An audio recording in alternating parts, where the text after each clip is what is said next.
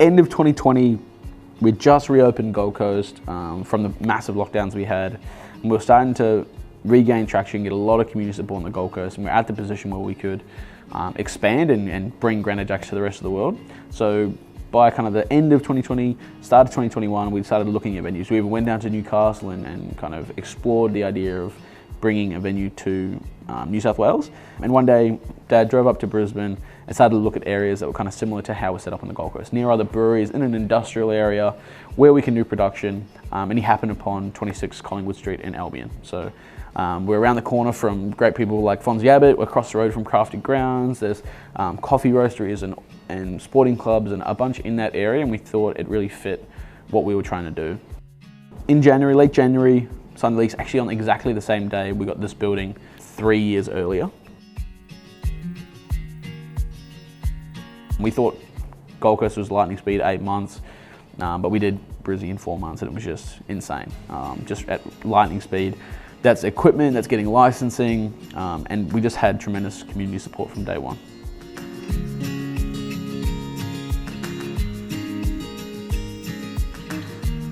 It's our second production site in Brizzy, so it doesn't run all the time, but we produce our Albion gin in Brisbane. We have whiskey releases, we brew beer on that site, and it's been fantastic being able to bring members of the team, Cooper, Tom, into the fold of production and letting them get on the tours a little bit as well and learn production that way.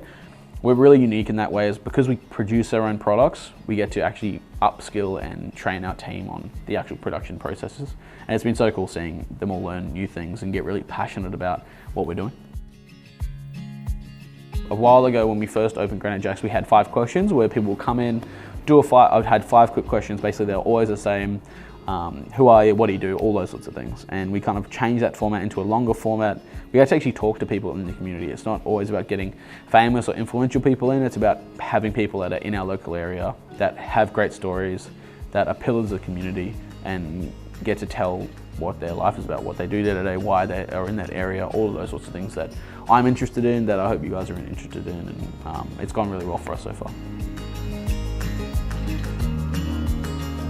We've done everything from like Spring Garden Gin, which is more like strawberry gum and a little bit fruity fig, things like that. We've done Ruby Cello, which was a huge hit. That's basically like leftover grapefruits from making our greenhouse. We then turned into like a cello, like a citrus liqueur. We did Darkness, which is a black gin, like colored with squid ink. That was a pretty funky one. And then we're kind of getting to the point now where we're getting into our staff limited releases. So we've had Tim and Cooper. Cooper's almost been with us a year, which means he gets his own special limited release, and that'll be coming up in the next few months. So he has to come into production and actually create his own release from scratch and understand the flavor profiles that he wants and the uniqueness, and that's something that's really special to us as well. We've utilised like a lot of local ingredients as well, and there's not many hop farms in this kind of climate. There's actually only one in Brizzy, or really in Queensland, that does it like that. And they have a small kind of like, I'd say it's a half acre or an acre, and they have a hop farm there, and it's really amazing to go and see. Like the photos turned out incredible.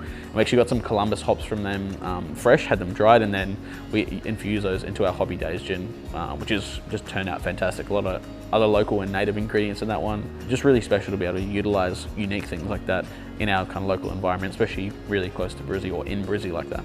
I think since we've been open, we've probably had around the 11,000 people through. Done over 21,000 cocktails in our small bar there. And that's producing the cocktails only with what we make. We're not a normal bar, we only produce specialty things. We don't serve wine. We only have a small range of beers that we've made or collab produced.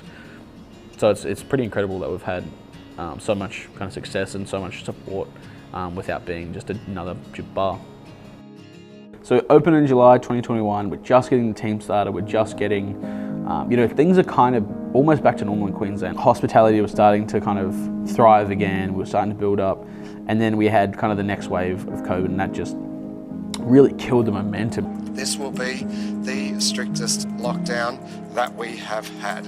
Like hospital was locked down, everyone was kind of staying in the house, and it was hard for a few months. We were dealing with, okay, what staff can we have on? Can we actually open? We have to close for a few weeks, all these sorts of things. And luckily we managed to get through the other side, and we started to build momentum once again.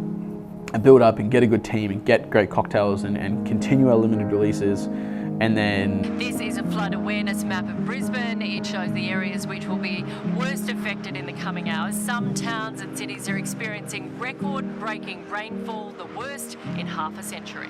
There's obviously been floods in Brisbane before, and we knew we were in an area that had some issues in the past. And when we're talking to people, they were like, "Oh well, you know, it was kind of only knee deep at at the peak." And this, we're like, okay, it's only rain. No one's saying the Brisbane River's going to flood this time. It's going to be a lot of water, but it's not going to, it shouldn't breach where we are. So we're kind of moving everything into those positions. The electrical boxes on the stills and everything, we're trying to jack up as high as we can. As we're there for those few hours, you start noticing now my ankles are wet, now my shins are wet, now my knees are wet, oh now I'm waist deep in water. And it's surreal because you've just been there for a short period of time, and it's unbelievable. All of this water, it's not just in your building, it's the whole street it's such a large volume of water happening so rapidly. And there's nothing you can do. We can't bring in trucks now, we can't bring, no one's gonna help us move anything out of here. You just gotta do your best to keep everything dry and just watch for the aftermath afterwards. Doesn't feel like the place we left.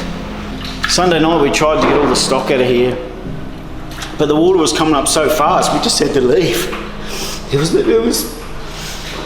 was nothing more we could do.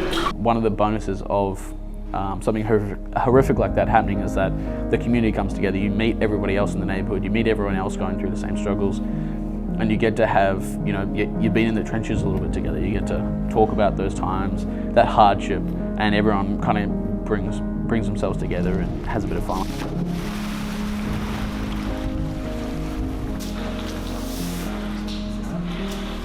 So what a year it's been, hey? A year in Brizzy, chaos, floods, COVID, lockdowns, all the rest of it. But we made it through. We've had everyone's support, and we're so fortunate and lucky to still be hanging around, still be serving the drinks we love, and with smiles on our faces, just ready for what's coming next.